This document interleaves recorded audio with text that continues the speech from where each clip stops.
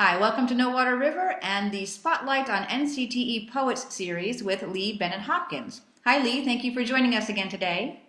Thank you, Renee. It's always exciting to do one of these tapes. And it's always a treat for us, Lee, especially today because we're talking about Myra Cohn Livingston, who was the fourth recipient of the NCTE Award for Excellence in Poetry for Children in 1980. Now, Lee, I know that Myra was a particularly close friend of yours, so I'm just going to let you tell us about her as you remember her. Well, of all the poets that I know and knew, Myra was one of the closest people in my life. Um, we met in 1969 at an NCTE meeting in Philadelphia, Pennsylvania, and we were the best of friends through her death in 1996. Before computer, we wrote hundreds of letters back and forth. We traveled together all over the country. We did workshops together. And again, she was a part of me. She was an incredible woman. Now, of course, Myra won the NCT Award. So, what was it about her poetry, or what is it about her poetry that makes it so special, and what impact does it have for us still today? Well, first of all, I think a little bit of the background on Myra. Her first book, Whispers, was published in 1958, but it was fascinating. She wrote the book in 1946 and sent it to Margaret K. McElderry, who was a legendary editor then at Harcourt. The book was rejected in 1946. She sent it back 12 years later, and it was accepted and published. Myra went on to do over 25 books with Margaret K. McElderry, from her work with Harcourt, then to her own imprint at Simon & Schuster, Margaret K. McElderry Books. Not only was her poetry diverse because she could write about anything, she was a premier anthologist, which many poets can't achieve. She did many, many anthologies on many, many different subjects. She also wrote a great deal of professional books, which contain many of her speeches, her essays, books like Climb into the Bell Tower, which are classic books. Unfortunately, everything she has written is out of print, except for one book called Calendar, published by Holiday House. And this is a part of our ongoing society where books are out of print and poets' work is out of print. I think it's a tragedy, of course. But Myra, again, she could write. She was a scholar. She knew poetry backwards and forwards. I don't think there's another woman, another person in the world who knew history of poetry the way she did. My knowledge, I certainly gained a lot of knowledge from her. And we had an incredible relationship in discussing poetry, both form, meter, and poets themselves. I mean, she was a very harsh critic.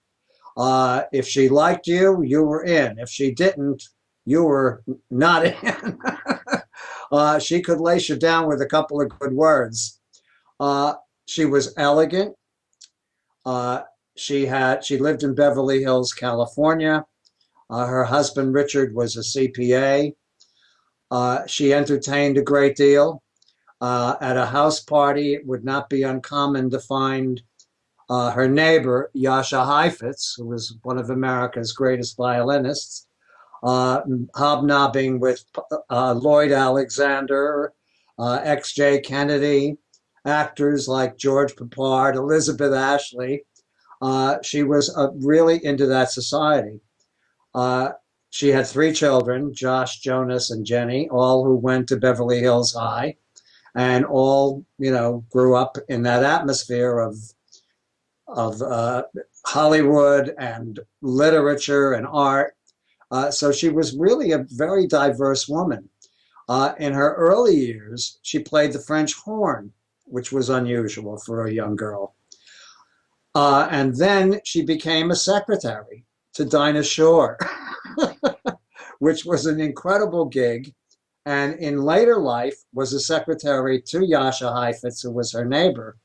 At the time of her death, she was writing a biography of Heifetz. Unfortunately, it never came to fruition. But again, her work is stupendous. I mean, she wrote so many wonderful poems and about every subject. I mean, she did poems on the holidays. She did poems on world poetry. She translated poetry. She was an incredible writer, an incredible woman. Could you share one of Myra's poems with us, Lee? Yeah, Renee, in 1990, I was working with Charlotte Zolotow, who was my editor at HarperCollins, and I had the idea to do a book, Good Books, Good Times, which is a collection of poems about books. Naturally, Myra had to be included, but not only was Myra included, I knew this book had to be dedicated to her. And it was the first book that was ever dedicated to Myra. And it was a lovely, lovely thing for me to do. And also, she was in heaven that a book was dedicated to her. In this book, she writes a poem, Give Me a Book, which I think is classic, and it shows the masterful writer that she was. Give me a book and long, tall grass. There will I look as the hours pass. To other places I can see, to other faces strange to me. In black and white, they fill my head with men and women, vanished, dead, of hope and fear, of wish and need. The world stands still, I, breathless, read. And in their history, I see the untold mystery of me. My dedication reads to Myra Cohn Livingston for the untold mystery. And there certainly were many untold mysteries of this woman. Now, I know a lot of contemporary poets had Myra as a poetry teacher, and they also consider her their mentor. Now, what is it about Myra that made her such a good teacher of poetry? Again, Myra was a woman who shared. She was very sharing, and she taught a course at UCLA for many, many years. And it was a course, a master's course in writing poetry. And through the years, she had a host of talents who became quite well known, including Christine O'Connell George, Sonia Sones, Janet Wong, Joan Bransfield Graham, April Wayland. I mean, they go on and on, the list of poets who she did teach and groom. And she was a masterful teacher. She was very, very tough. And if you didn't do well, you weren't invited back into the class. Several of the students took her course over and over and over until they felt they've achieved.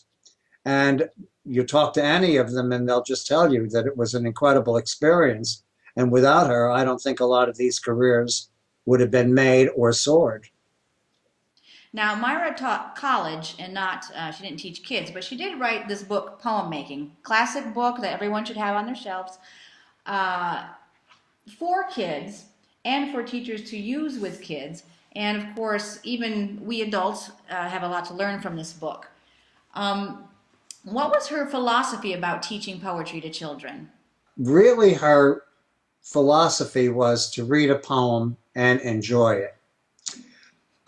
There are so many people right now with the internet and with all kinds of technology who feel, and with this Common Core testing, and they feel that you have to ask a million questions about poetry, blah, blah, blah, on and on and on and on.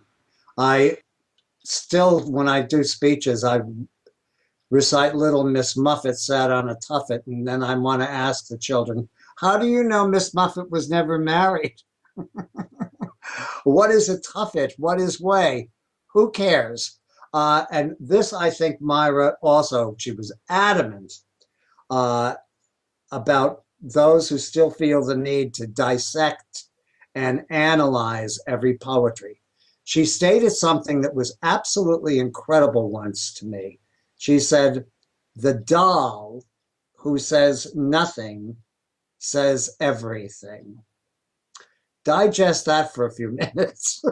The doll who says nothing says everything. And when I was doing an interview with her, she wrote me this quote: "Poetry is a place where we are not expected to define or analyze or answer questions. We can simply laugh or cry or wonder or turn the page until we find a poem that sings the tune we wish to hear. It's as easy as that." And that was her philosophy. And I think it's a damn good philosophy. We question our children to death. Question them on math, not on poetry. Before we end, do you have any further quotes or tidbits you'd like to share with us about Myra? No, as I mentioned, she was one of my very, very best friends. And I really feel if there's a poetry star in the sky, the star would surely be named Myra Cohn Livingston. Lee, thanks so much for sharing your memories of your friend and a wonderful poet with us for the NCTE series. And we'll see you next time. Thank you, Renee. Looking forward.